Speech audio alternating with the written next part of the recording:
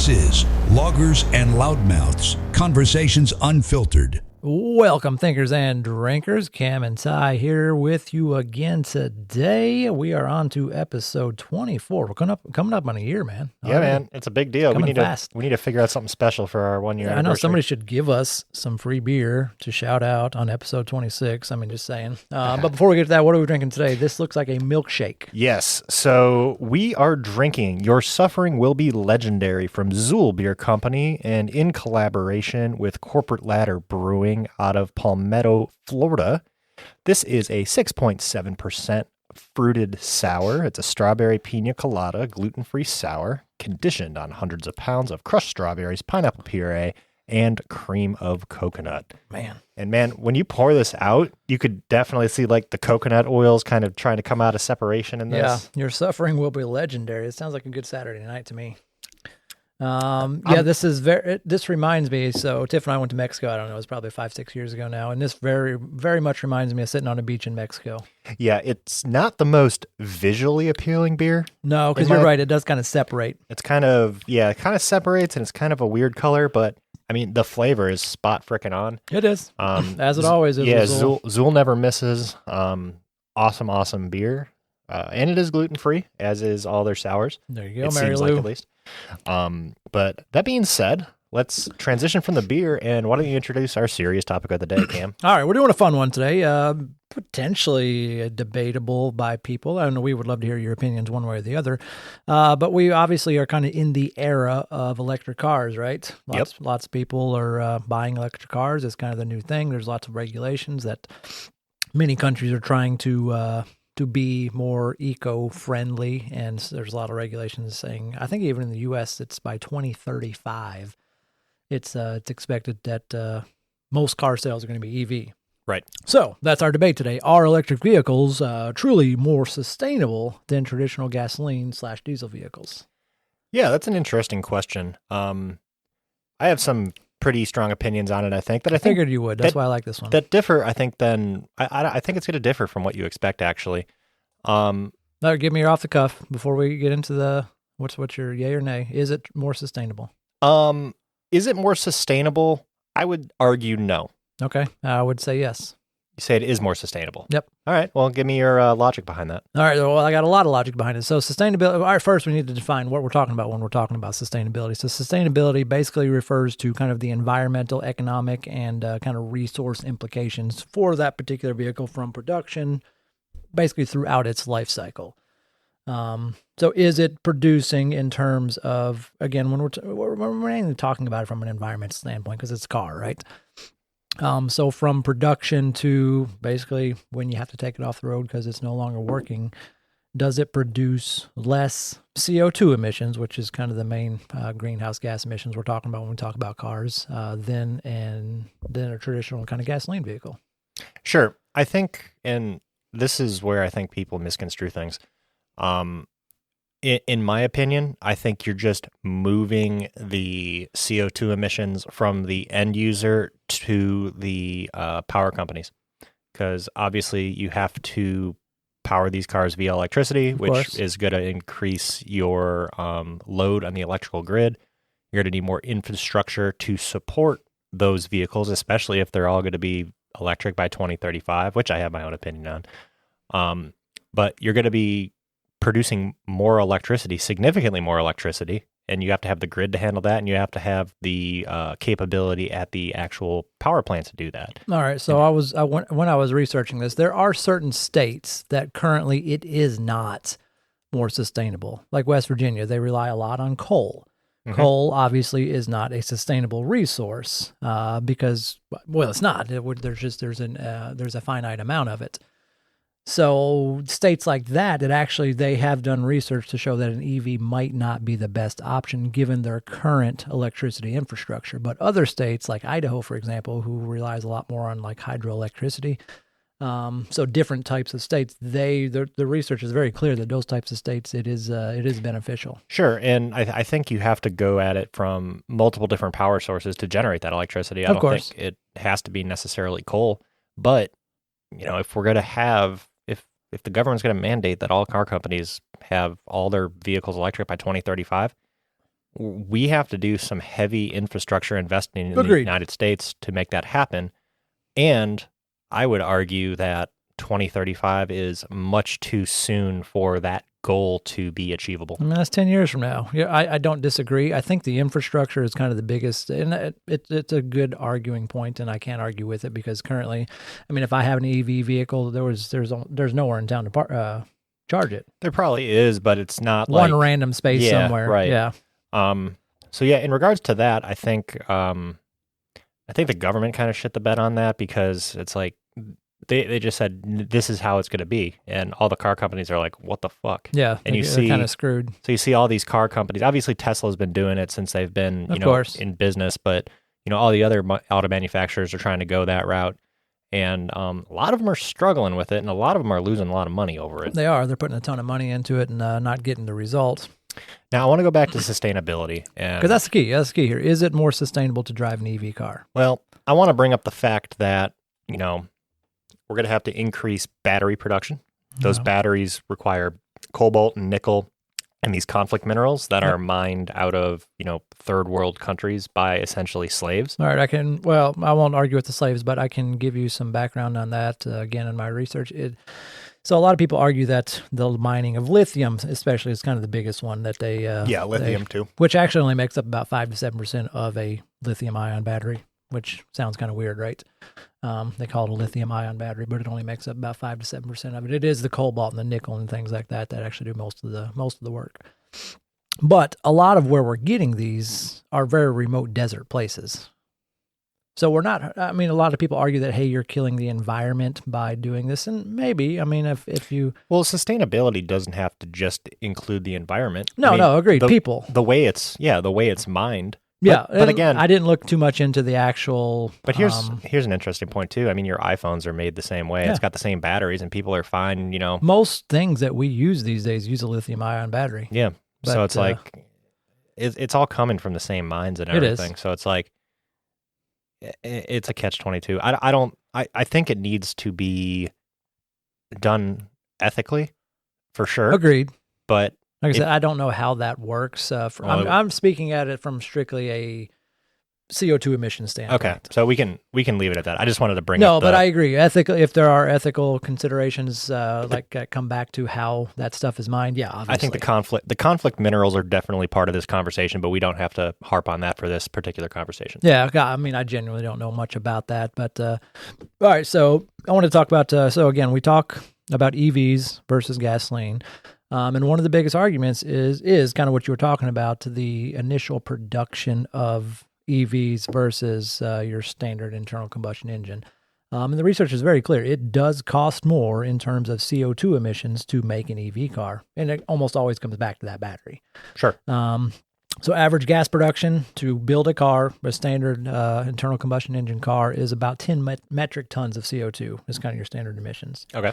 For an EV, it's anywhere from 15 to about 27 and a half. And that depends on which battery you're using. The smaller batteries are going to be closer to 15. The bigger 100 kilowatt batteries are going to be closer to 27. I don't know if this opinion is correct or not, but it's kind of just how I think. I think when you talk about emissions and CO2 and, global warming and all that stuff, everyone always defaults back to, automobiles. I really think that's a small piece of the pie. It is, and I've got that as a talking point later. Okay. So we'll get to that. We'll get to that. Got it. But yeah, so in terms of production, there's no arguing. It does take more actual emissions to build an EV car. We can't argue that. The research is out there. It's very clear. It's pretty significant more. If you go from 10 metric tons for an internal combustion versus 15 to 27 for an EV. One point I want to bring up, don't know if it's true or not, but it is a newer technology. It is. So I think once you get to economies of scale with a lot of this stuff and you perfect the process and you perfect the technology, you'll probably see quite a bit of reduction in there. Nothing is ever, when you start something brand new, nothing's ever the most efficient or, the most practical as it can be, but that changes over time. So, I think at this point in time, yes, I think what you said is true, but it wouldn't surprise me if over the next 10, 15 years that they do get the, production, emissions down. Well, and they're trying to get rid of lithium, to be honest with you. They're going to more of what's called a solid state battery. And these solid state batteries, kind of as the name implies, they're more solid than like a lithium, which relies on like a liquid. So they're trying to use these kind of solid state batteries, and there's lots of companies out there researching them right now and trying to use that as kind of a way to eliminate lithium, which significantly reduces the emissions and then completely eliminates the ethical side of it that you were talking about earlier. Yeah, and I don't want to jump your point there with other CO2 emissions or anything like that, but overall, I think it's a new technology, and anything new, people are going to have opposition to. Of course. I mean, the internal combustion engine, when it came out, people hated. Yep. Light electricity. People are like, no, this is the devil's work. Yeah. I mean, so people are always going to be fearful, but I think at the time usually tells, and I think time in this case will probably be on the side of EVs being better just overall. Possibly. I think there's some hurdles that they have to overcome with the technology aspect of the batteries. Agreed. Listen, I don't want to just drive 330 miles. Yeah. That's the thing that always gets me when it comes back to it, is like, if I want a long trip, I don't want to have to stop and charge for 2 hours. Yeah. I'm glad you brought that up because I wanted to segue into this. And there's a lot of opposition to EV vehicles, just I think really because they are new and people don't like change. I honestly think they have a place in our society. I consider myself a automobile connoisseur. I feel like you pretty much are as well. Mm-hmm. I don't hate them. I've never driven one, but the technology's cool. They're quick. They're very quick. Yeah. Center of gravity is really low. The problem I have with it now is the range capacity, which they are, improving on. But my biggest opposition to the EVs right now is the battery degradation over time. Yeah, they do have a lifespan, but even these days, warranties, like if you buy it new from a manufacturer, they're giving you 100,000 miles on those batteries. Right. They might give Which you 100. is fine. I mean, that's not great. But here's the thing. On mile 1, your range is not going to be the same as on mile 100,000. No, it's a good point. It'll probably, you go from being able to get 330 miles down to 220 within a couple decades or thousands of miles. Yeah. That's fair. That's what I really don't like about it. If they can get to a point where there's little to no battery degradation over time, and you have a capacity of 450 miles, 500 miles on a battery on a charge, that is where I think you're going to see a lot more of people adopting EVs. Yeah, listen, if I want to make a long road trip, I don't want to stop for 2.5 hours to have to charge. I want to stop at a gas station, fill up 10 minutes, grab my beef jerky, and be on the road. Thing is, too, with EVs, your maintenance is significantly less. You don't have to. It is. There's a lot less moving parts. There's not an internal combustion engine. No oil changes, no transmission. The research is pretty clear on that, too. It does cost less throughout the lifespan to just maintain an EV. Yeah, absolutely. So, I mean, that's a pro. All right, let's just get back to CO2 really quick, just because I want to give you this last stat. So we talked, it does cost more, again, significant more in terms of emissions to get from nothing to production. But the estimates show that within about 1.5 years, 1.67 is kind of what they actually say, it's equal. So 1.5 years of actually being on the road compared to internal combustion engine, it's equal. So anything after that 1.5 years is all, in terms of CO2 emissions, is all gains. And for the EV. But it goes back to my point before, is like, yeah, statistically, you're probably right on that. But the thing is, if you're talking about the bigger problem of CO2 emissions, I think automobiles are a small sliver of the pie that contributes. I think, flights and planes and industrialization and, manufacturing is probably your biggest contributor. You want to know what one of the biggest unsung heroes is of greenhouse gas emissions? What's that? That beef that you like to eat. Oh, yeah. I was actually just teaching this the other day on Wednesday in class. So cars are generally going to account for about 12 to 15-ish% of all global emissions for all the cars in the entire world. Livestock is anywhere from 14 to 16% of all emissions. Yeah. So, I mean, we're on this kind of chase to get electric vehicles. And it's not, like I said, I don't think it's a bad thing. I think ultimately it will prove to be a good thing. But why aren't we looking into how do we stop cows from farting? Yeah. Honestly, I don't know why the two can't coexist. And ICEs and electric vehicles. Agreed. To me, I don't like the government stepping in and saying no, all production of all cars need to be electric by 2035 or whatever it is. We're in America, give people the choice. Do you think there'll be like grandfathered in type of situations? Like if you own a vehicle, like I don't think they can't No, they can't come and take it from you. I was gonna say they can't just 2035 and just say, hey, nope, you're done. What I can see them doing is kind of like the Cars for Clunkers program back in whatever. Man, that's bringing up some old memories. I think it could come to a situation like that where they're like, the government will buy your vehicle back at a premium. Well, I'm not even going to say a premium. It's not a premium. They'll buy your car back and give you a significant credit towards trading that into an electric vehicle. You're probably right. That's exactly how it'll go. And they do give credits now. I mean, they do. You can get, I think it's like $7,500 is kind of what it's a tax write-off essentially for people who buy EVs. Mm-hmm. That's not bad, but EVs are currently pretty expensive. All cars are expensive right now. Well, all cars, I know you're in the market right now. You're looking, but EVs are the heads above actual like internal combustion engines. It's usually an average of 10 to 15% higher for a similar type car. Yeah. And like the bigger the cars there are, trucks versus actually trucks tend to be the lowest in terms of discrepancy between price, but then like your Teslas versus your Toyota Camrys or things like that. I'll say the resale value on electric vehicles is quite abysmal right now. It's bad. I got a buddy who works in the car industry. He owns a rental car place, and he's like, they're constantly just buying stuff from auctions because that's how they maintain a rental car place. And he's like, there are so many of these Teslas coming across the lot, and people just don't want them. They're going for nothing right now at the auctions, which doesn't bode well for the government or the manufacturers who are trying to get people to buy it. Because if you're seeing, we have historical data on it now. You see that in 2 years, your car is 50% of its original value, which, again, cars are a depreciating asset, so that's without saying.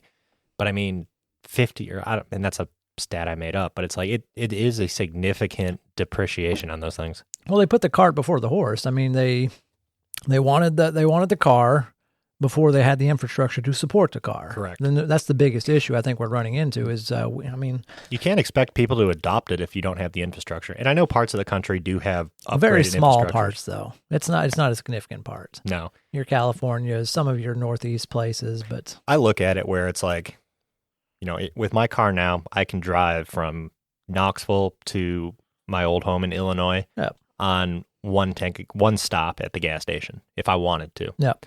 And that's kind of what I expect out of the EVs if they expect people to, adopt them. Now, do you think there's a better thing on the horizons? I've heard about these like hydrocarbons. I don't know much about them. I thought you were going to go with hydrogen power cars. Maybe that's what I'm talking about. I know Toyota was developing a hydrogen powered engine, which I do not understand that at all. From a technical perspective, No. I'm not educated enough to speak on it. I think it's a cool concept, but I think obviously there are some pretty large hurdles that you have to get over because they're not in production right now. All right, so just quick Google search tells me that a hydrogen fuel cell basically combines with hydrogen gas from a tank with kind of standard just oxygen from the air, and this ultimately will produce electricity, which powers the actual motor, and the only byproduct of that is water. Yes. You're basically just spitting water out your gas pipe, which makes sense because H2O. I did watch a video on this the other day, and it was about Toyota's development of the hydrogen-powered engine. And it's actually a compressed tank of liquid hydrogen that they... Seems dangerous. Yeah, and it was like... I'm guessing it's not, but... It was a liquid tank for liquid hydrogen, and it was like a stupid low temperature that it had to be at, like negative 200 degrees or something like that. To maintain. And then there's I don't know if it's called an evaporator, but essentially there's a system that takes that liquid hydrogen and converts it into gas, and that's what goes into the engine to power the vehicle. My question is, how in the hell do you maintain that, temperature of the hydrogen tank? In a car that's running on a hot road in the middle of summer or even in the middle of winter. And I said, this was a 30-second clip. I have no idea. Maybe there's something I don't understand. There probably is. There always is some way to keep it cooler, but no, it's a cool concept, and I've heard a lot of talk about it. And I know a lot of people don't, have their opinions on Elon Musk, but I like that he's got the drive to do something different and to push and to say, like, listen, I'm not saying that this is the best idea, but it's a new idea. Let's try it. Elon's crazy. Listen, I read his book last year. The guy's out there, but you got to give him credit for what he's done. And he's the only one he's willing to take the chance. I saw a tweet the other day. He's getting mad at some of his people because I guess they're doing like remote work a little more than he likes. And he absolutely hates it because when I read his book, that was one of the things he harped on. He's like, I slept on the production floor, because that's what I expect my employees to do. So if I'm the highest of the high, I've got to kind of be there. And listen, I can respect him for that, because he knew that if he wasn't willing to put in that time and effort, nobody else was going to, and this would never have taken off. Sure. And he's been pretty successful. I mean, not just in the car world, in the rocket world. He's our number one contractor for sending things to space through the government. Nothing irritates me more than when somebody is trying to do something cutting edge or develop new technology, and then people just shit all over it. Yeah. And they're not doing any work. Yeah, well, they're not trying. And No. they just because it either scares them or because they just don't understand. That's the biggest issue, is people don't understand. They're not willing to take the time to learn. But it's like, why the hell not? It's a different powertrain on an automobile that we all use. Why? Let's play with it. Let's see how we can make it better. What's the best kind of electric vehicle we can make? And he's not asking you for money. He's putting forth a lot of his own money to do this. It's not like it's not taxes. It's not government run. So yeah, I like seeing things push the boundaries of new technology, and that's how we evolve. Yeah. So it's like, I don't know. I know. I'm not saying that EVs don't have, their downfalls. I certainly wouldn't buy one at this point in time, but I would never say that I will never buy one. All right, back to the question though. The initial question. You said EVs are not more sustainable. They are.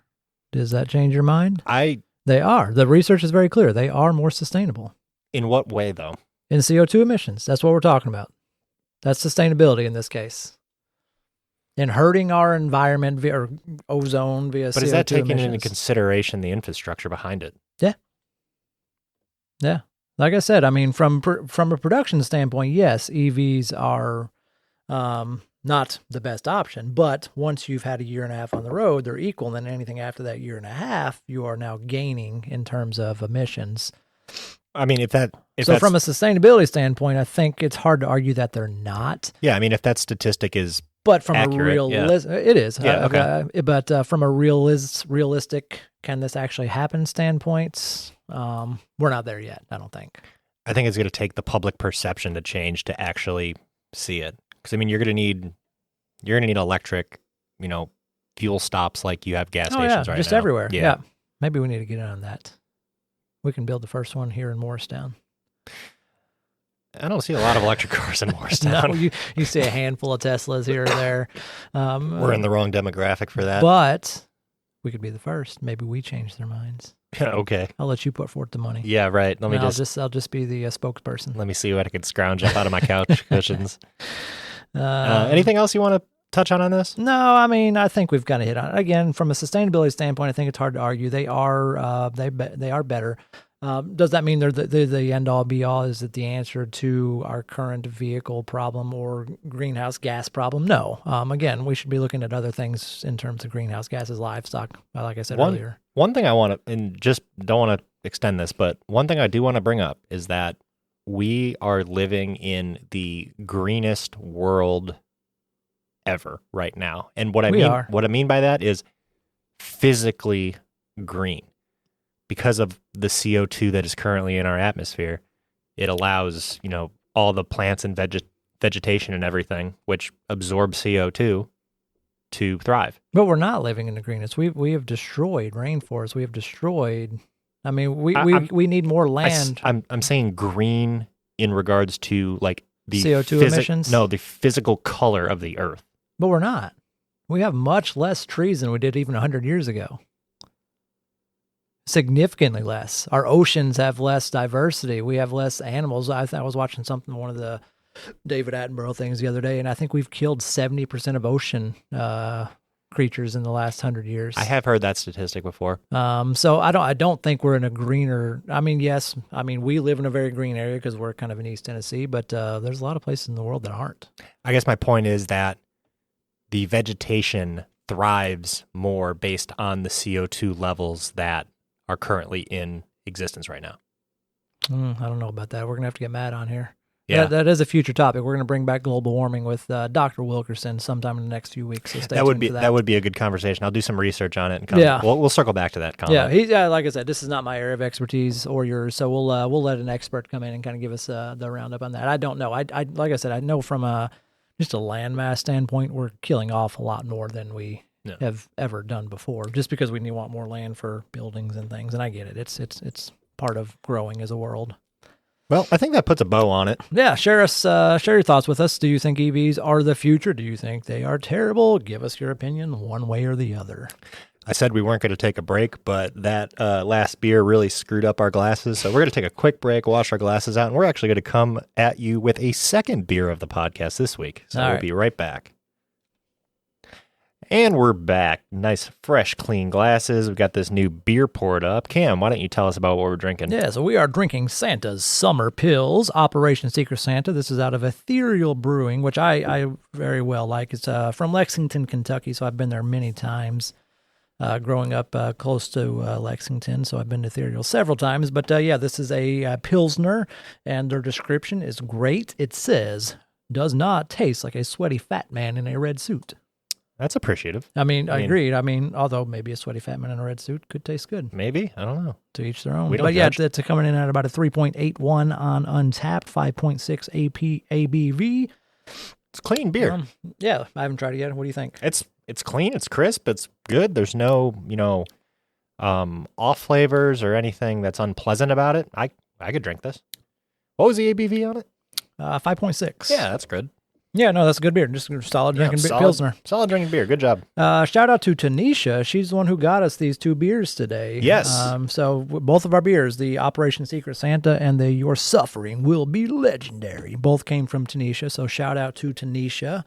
If you would like to donate to our beer fund by just bringing us beers, please do. Please drop off at 1907 Brewing Company at 103 West Main Street in Morristown, Tennessee. Or email us, and we will drive within a 20-mile radius to pick up said beer. All right, let's do our fun topic today. Yes. So, fun topic of the week. If the technology existed and we had the ability to go to Mars tomorrow, would you do it? So if Elon calls me and says, hey, Cam, guess what? We happen to need... I don't have any expertise. What's my expertise? Nutrition, exercise. I guess that could be important. It could be very important. Actually, exercise is very important because we've seen what gravity does to the body. Just look at, what's his name? The guy who is Arizona's governor. What's his name? Scott Kelly. He did that Year in Space. It was a great Netflix documentary, but about his year in space, and muscle does atrophy quite quick in space. Yeah. So yeah, maybe I do have a calling. But if Elon called me tomorrow and said, hey, got a rocket ship. We've got all the kinks worked out. It's going to take, I was looking this up earlier, it's going to be about a 3-year round trip. About 9 months to get there. And apparently there's about a 9-ish month kind of window that you kind of have to wait. I didn't quite understand that. It's the positioning of the planets and how you have to get there, because it's not like a straight line. Yeah, so you're coming up on, I think, going on about a 3-year total round trip. I don't know what I'm going to do on Mars for 9 months, but yeah. So would I do it? Would I do it? Hell no. You wouldn't? No.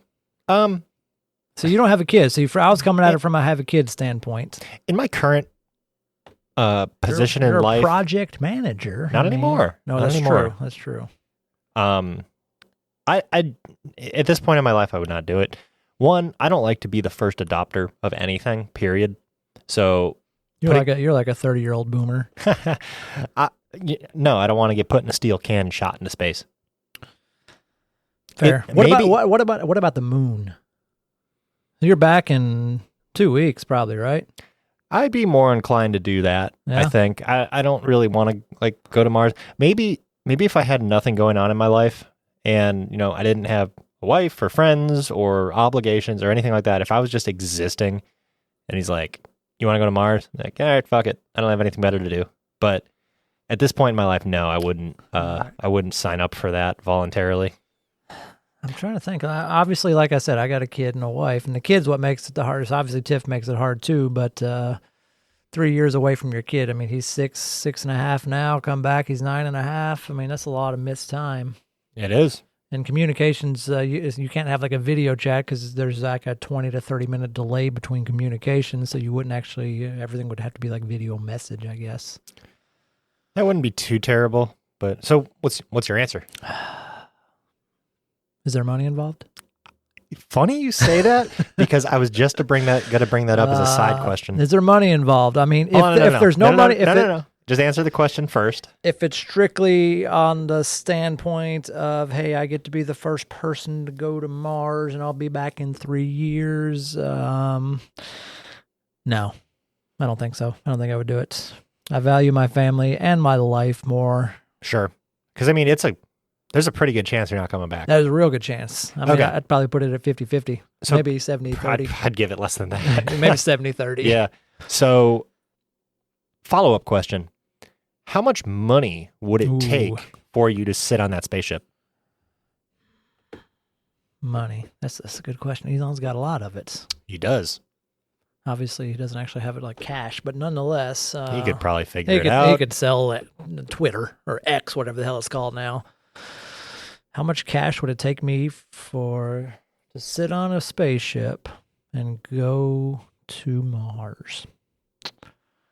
I would think it'd have to be a life-changing amount of money. $500 million. 500 million. 500 million. 500 million. That's quite high. Yeah. That was actually higher than I thought. Yeah, well, I was thinking, is 10 million enough? Like, yeah, sure. Obviously, if I die, that's going to set Tiff and Amos up for the rest of their lives. But it's like, no, if I'm risking my life, I guess I'm valuing my life at $500 million is what I'm telling you right now, I suppose. I don't think I was going to say $500 million, but I was definitely thinking, well, it's like 100 million, 50 million. Yeah, probably somewhere in there. It's like at some point, the more money doesn't mean anything, though. No, that's a good point. At what point does money no longer mean anything? It's like winning the lottery, winning right. like 2 million versus like 50 million. Yeah, what's the difference between, 300 million, 500 million? Like, where's that threshold at? That's a good point. I don't know. I think it's somewhere. $250 million? I don't know. 250? I don't know. It would have to be a significant amount of money. For me, definitely north of 50 million, probably. No, I'm sticking with my number. I'm sticking with $500 million. $500 million. 500 million. Come on, Elon. Call me tomorrow. I'm probably still going to cry and say no. I'm just going to be honest with you. Yeah. And obviously you'd have to sit down and read a lot of stuff. Like I would need data behind the technology. We're assuming the technology is solid and we can get there. I mean, we know we can get to Mars. We've sent plenty of things to Mars. Sure. So we know we can get there. So we're assuming, again, obviously, hypothetically, that Elon comes out and says, yes, this rocket is 100% capable of getting to and from Mars, no problem. One of the biggest issues, obviously, you have to take all your supplies with you. Yep. Can you carry 3 years worth of supplies in a spaceship? I don't know, maybe. You'd have to ration it out really well. You would have to.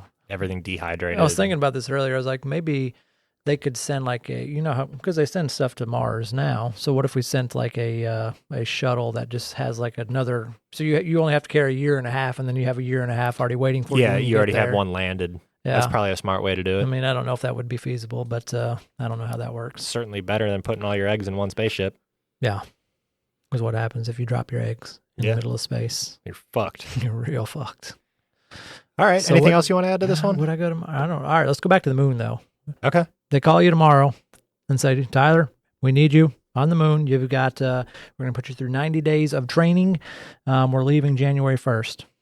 We're going to do a quick trip to the moon. You can eat some cheese while you're up there and come back. Am I getting paid for this? Let's say no. I think I'd do it. Not getting paid. Because I would get paid on the back end when I came back alive and I would do, I don't know, Oprah shows. I'd be more inclined to say yes to the moon for sure. For no money? For no money. Yeah. Now, obviously, you throw in money, then I think I would do it. I'm in. But yeah, I think I would do the moon. We've had many people go, you gave me $5 million to go to the moon, I'd probably do it. Like I said, I think I'd do it for free. I probably would. You're just like, all right, You're going to train for 90 days. We're going to pay you for your training, so it's going to be a wealthy, good salary for the 90 days. How many times would you watch the replay of that rocket exploding? Oh, geez, all the time. Yep. Actually, you probably wouldn't want to. No. I would watch Apollo 13 so I could figure out how to figure out any sort of issues that they're going to have. Sure. And fix them. Makes sense. But I think it'd be fun. It'd be cool. That would be a blast. It'd be a hell of a, That's what I'm saying. I think view. on the back end, you could make a lot of money from like books and talk shows. And then you got all the crazy, like, we didn't go to the fucking moon. Yeah. I was there. I went to the moon. Yeah. All right, we're going to the moon. It's our January 1st. So you better get your podcast listens in now, I suppose. Yeah. Cool, man. All right. Let's move on to the hot take of the week. Hot takes. That's so hot. That's so hot. All right, you take it away. You don't got one, do you? I do. Oh, good. I do. You want me to go? I can go No, first. I got one. I totally forgot about it until halfway through this podcast. No, I got one. I've got one that's going to make, well, it might make people angry. Probably not. No. My hot take of the week, I think, is very applicable to me as a person. Mm-hmm. Curb your expectations. All right, elaborate. So, I don't know. I feel like I have a very high standard of how I operate and like the work I do and the expectations I have from other people. Mm-hmm. And I feel like sometimes those expectations may be a little bit high just because I'm kind of... You're hard on yourself. You have those expectations of yourself. Yeah, I have those expectations of myself and the people that surround me, but those people are not me. And I get irritated when people are not operating at a very high level. Yeah, it's funny you should say that. So we have this thing at work that basically you sign up for, and it kind of gives you, it sends you a daily email with like, you fill out this stupid long questionnaire about yourself, and it sends you this daily email about things that you can do better. And that was one of mine last week. He's like, you tend to be a perfectionist, but don't expect that out of other people because that's exactly what my problem is. Yeah, and I mean, I do. That's just kind of how I work, and I hold other people to high standards, but maybe I shouldn't. Maybe I should just be happy with them doing their job. I don't know. I don't think you're, maybe in some aspects of your life, but like with your beer stuff, there's so many times where you're like, I'm doing this, and I'm like, maybe do it this way, and you're like, I'm doing it this way. Yeah, and I mean, even like having a kid, I can speak to. It's like, you when you have a kid, you try not to. You don't want to be that parent that's like always beating down on them for everything. Sure. So it's kind of finding that balance between having expectations and setting a standard, but also realizing that they're not you. Yes. So that's a great hot take. Curb your expectations because not everybody is you in any regard, no matter what you think. All right, what's your hot take? All right, my hot take is in the world of, obviously, we are a month and a half away from a presidential election. Yep. Stop looking for shit to get angry about. I feel like you see, it's out there. There's plenty of it out there, but yeah. I feel like there's some people that just intentionally try to go find the stuff just to get angry. They need something to get angry about. Yeah. And it's just annoying. I mean, you're not making your life better. You're not making anybody's life around you any better. So stop looking for something to get angry about. Just be happy. Listen, it's a shit show. We all know it's a shit show.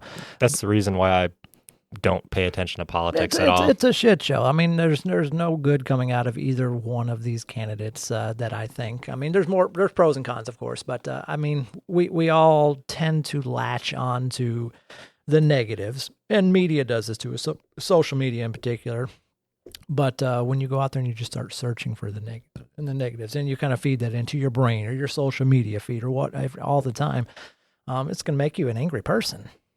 Yeah, and who wants that? I mean, you see it all over the place. Everywhere. Yeah. So yeah, just stop looking. So look for the happy things. Look for the good things that make you happy, that release a little bit of dopamine.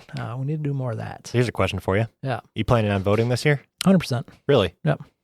Yep. I don't think I'm going to vote this year. No? No. Well, I'm going to vote. I will definitely still vote. I feel it is my civic duty.